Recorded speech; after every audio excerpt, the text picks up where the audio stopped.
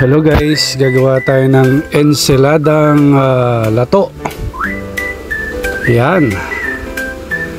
Kaya hugasan natin ng mabuti yan para matanggal ang lasa ng dagat. Yan, binanlian na natin ng mainit na tubig yan.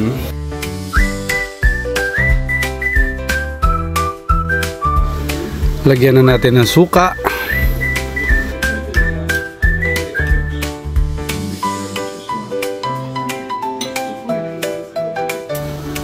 Asin at paminta. Yan. A bit of sugar para ma-incorporate ang kanyang lasa. Mekos-mekos lang natin yan, insan.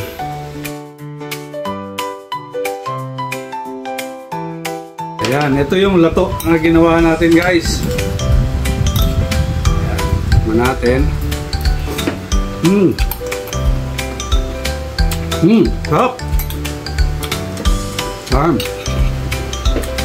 Lato, salad na lato.